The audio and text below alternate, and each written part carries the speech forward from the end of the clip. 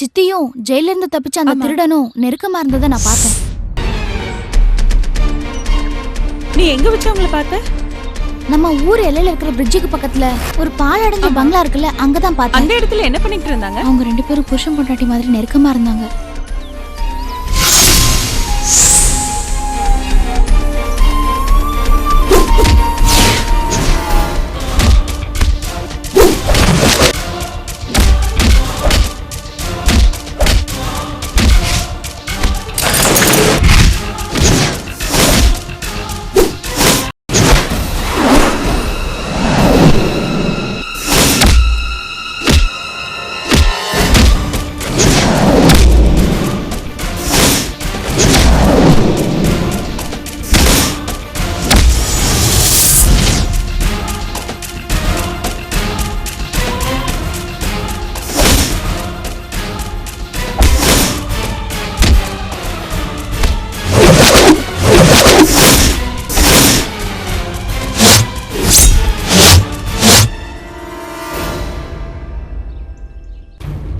அன்னைக்கு ஜெயில இருந்து தப்பிச்சதுக்கு அப்புறம் நடந்தது என்னன்னு ஒண்ணு விடாம சார் கிட்ட விளக்கமா சொல்றேன். சரிங்க சார், நடந்தது அப்படியே சொல்லிடுறேன் சார்.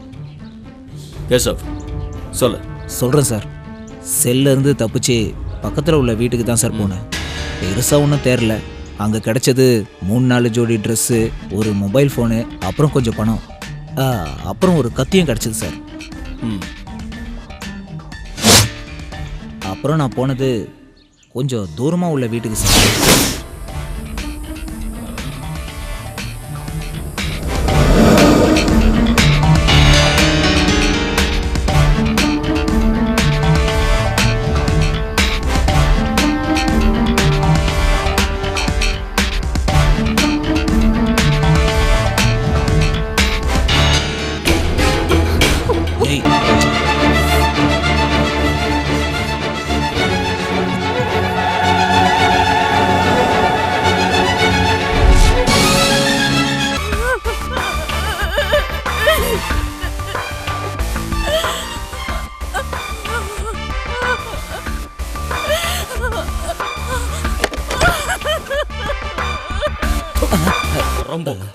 என்ன விளையாட sir? Rajan sorry please sir. மிரட்டி புடுங்கின நகையை நீ ஏன் கொண்டு போல? ஏதோ அவன் முகத்தை பார்த்தா பாவமாக இருந்தது, என் மனசு கேட்கல, அதான் வச்சுட்டு வந்துட்டேன் சார். வீட்டில் நடந்த சம்பவத்துக்கு அப்புறம் நீங்கள் மறுபடியும் சந்திச்சிருக்கீங்க, ரைட்? பார்த்தேன் சார், பல தடவை மீட் பண்ணியிருக்கோம். எதுக்கு? அந்த சம்பவத்துக்கு அப்புறம் அவளை மறுபடியும் பார்க்கணுன்னு மனசு துடிச்சிட்டே இருந்தது சார். முதல்ல நான் போய் கூப்பிடும்போது அவள் என்னை பார்க்கவே முடியாதுன்னு மறுத்துட்டா. அதை என்னால் தாங்கிக்க முடியல. அதுக்கப்புறம் மொபைல் எடுத்த ஃபோட்டோவை எல்லார்கிட்டயே காட்டி உன் மனத்தை வாங்கிடுவேன்னு சொன்னேன். ராஜன் மானத்தை வாங்கிடுவேன்னு சொன்னதுக்கப்புறம் வேறு வழி இல்லாமல் வீட்டுக்கு பின்னாடி வந்தா சார். அப்புறம் நாங்கள் சந்தோஷமாக இருந்தோம் சார். பாவம் காலில் விழுந்து அழுதா சார், என்னை இனிமேல் தொந்தரவு பண்ணாதீங்கன்னு. பார்க்க எனக்கு கஷ்டமாக இருந்தது சார். வாழ்க்கையில் முதல் தடவையாக ஒரு பொண்ணோட கண்ணீர் என்னை மாற்றிருச்சு. அதுக்கப்புறம் நான் அவளை தொடலை சார்.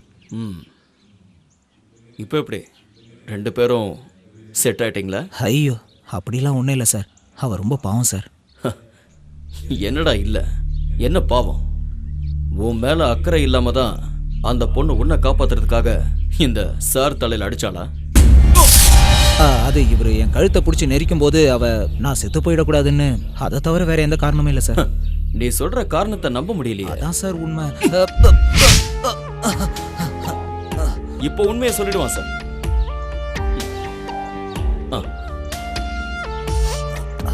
நாள் கணக்கோ வார கணக்கோ மாச கணக்கோ இல்லை, பல வருஷமா அந்த பொண்ணுக்கு இந்த ராஜனை நல்லாவே தெரியும். உங்க 2 பேருக்கும் கொஞ்ச நாளா தானே பழக்கம், அதுவும் வெளியே சொல்ல முடியாத லிங்க். அப்படி இருக்கும்போது உன்னை காப்பாத்துறதுக்காக ராஜனோட தலையில அடிச்சான்னு சொல்றது நம்பவே முடியாத ஒரு பொய் மாதிரி எனக்கு தோணுது. ஏன் கேசவ் மறைக்கிற? சத்தியமா சொல்றேன், ஒன்றும் இல்லை சார்.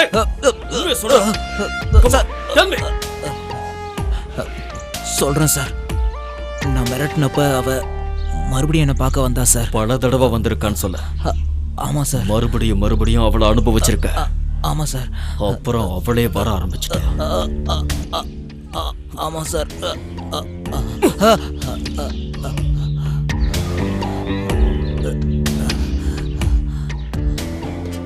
இந்த அசிங்கம் வெளியே தெரிஞ்சா அவளுக்கு பெரிய அவமானம் ஆயிடும் சார். அதனால தான் சார் முதல்ல போய் சொன்னேன். ஒரு உதவி பண்ண முடியுமா சார்? நடந்தது ஏதோ நடந்து போச்சு. இந்த விஷயத்தை பற்றி அவகிட்ட விசாரிச்சு அவமானப்படுத்தாதீங்க. அவ பாவம் சார். அதெல்லாம் நாங்கள் பார்த்துக்குறோம். இனிமேல் அவனை லாக்கப்பில் வைக்க வேண்டாம். சப்ஜெக்டுக்கு அனுப்பிடுங்க சார். யோ சார் வாயா. Hello sir. அவ மானம் போகக்கூடாதுங்கிறதுல நீ கவனமாக இருக்கல்ல? ஆமாம் சார். அப்படின்னா நீயும் அந்த பொண்ணும் வர்றதையோ போகிறதையோ இல்லை மற்றதையோ அந்த பொண்ணு பத்ரா பார்த்துருந்தா? நீங்கள் சந்தேகப்படுறது எனக்கு புரியுது. ஆனால் சத்தியமாக அந்த பொண்ணை நான் பார்த்ததே இல்லை சார். செத்து போன பொண்ணு யாருன்னு கூட தெரியாது. ஆனால் நான் ஒரு விஷயம் சொல்ல மறந்து போயிட்டேன் சார். செல்ல இருந்து தப்பிச்சு 3வது நாள் நான் திருட போனப்போ தூரமாக 2 பேர் நின்று பேசிகிட்டு இருந்தாங்க.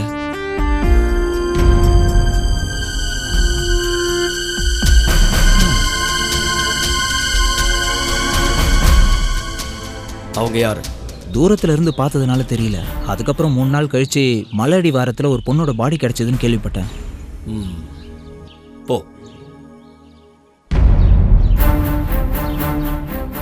அவன் சொல்றதெல்லாம் நம்பலாமா சார்? இப்போதைக்கு நம்பணும்னு இல்லை, நம்பக்கூடாதுன்னு இல்லை. ஒரு கொலைகாரன் கூட உண்மையை சொல்லிடுவான். ஆனால் ஒரு திருடன் உண்மையை சொல்லிடுவான்னு எப்படி எதிர்பார்க்க முடியும்? ஹலோ, கிடச்சிருச்சா? குட். நான் இதை வந்துடுறேன்.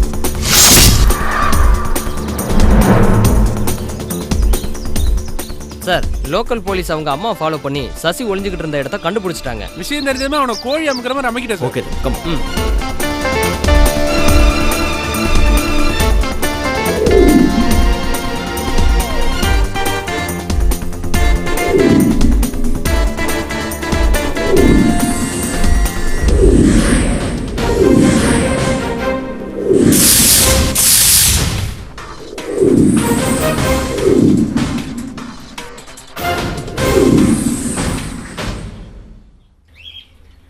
ராஜன்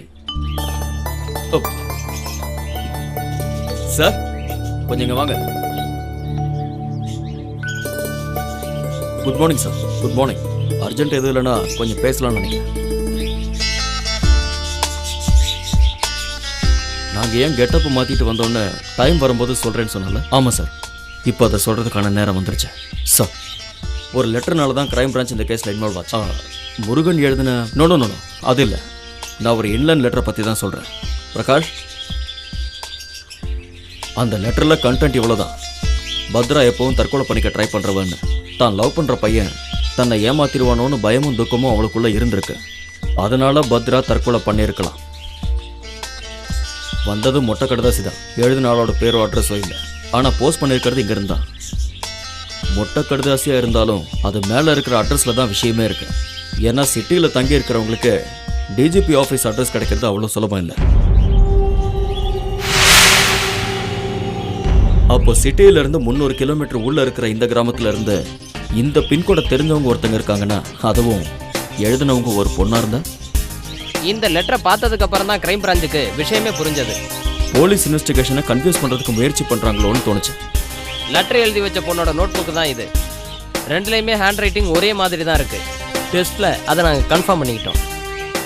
பத்ராவோட லவ்வர் சசி இப்போ கிரைம் பிரான்ச்சோட கஸ்டடியில் தான் இருக்கான். இந்த லெட்டர் எழுதின பொண்ணும் அவனோட லவ்வருங்கிற விஷயம் கன்ஃபார்ம் ஆயிருக்கு. யார் சார் அந்த பொண்ணு? தான் காதலிக்கிற பையனை இன்னொரு பொண்ணு காதலிக்கிறான்னு தெரிய வரும்போது ஏற்படுற வேதனை, வருத்தம், வெறுப்பு, இதெல்லாம் தான் பத்ராவோட கொலைக்கு காரணமா? இல்லை போலீஸோட கவனத்தை திசை திருப்பறதுக்காக தான் இந்த மொட்டை கடுதாசியை எழுதியிருக்கலாம்? அந்த திருடனை விசாரிக்கும் போது என்ன சொன்னான்? மலைக்கு அந்த பக்கம் 2 பேர் நின்று பேசுறத பார்த்தேன்னு சொன்னால. லெட்டர் எழுதின அந்த பொண்ணு யார் சார்? அன்னைக்கு ஒரு நாள் நீங்களும் உங்க போலீஸ்காரங்களும் முகமுடி போட்டவனை துரத்துனீங்களே, அது நான் தான்.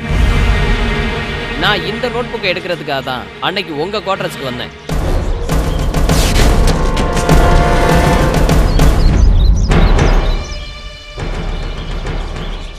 மாலதி, நடந்த உண்மையெல்லாம் சொல்லிடுறேன். அந்த லெட்டர் எழுதினது நான் தான். அந்த அட்ரஸையும் பின்கோடையும் உங்க ஃபைல்ல இருந்து தான் எடுத்தேன். எதுக்காக அந்த மாதிரி ஒரு லெட்டர் எழுதுன? அது தற்கொலை மாதிரியும் இருக்கணும், என்னையும் யாரும் சந்தேகப்படக்கூடாதுன்னு. நீயும் அந்த சசியை லவ் பண்ணது உண்மையா? ஆமாண்ணா, எவ்வளோ நாளா? கொஞ்ச நாளா தான். அது பத்ராவுக்கு தெரியுமா? தெரியும், நான் அவகிட்ட சொல்லியிருந்தேன். அப்புறம் நான் அவனை லவ் பண்றேன்னு தெரிஞ்சோம் அவ அவனை மயக்கிட்டா. நான் நேரடியா அவகிட்ட கேட்டப்ப கூட அந்த மாதிரி எதுவுமே இல்லைன்னு என்கிட்ட மழுப்பிட்டா. ஆனா நான் ஒரு நாள் நேராவே பார்த்தேன்.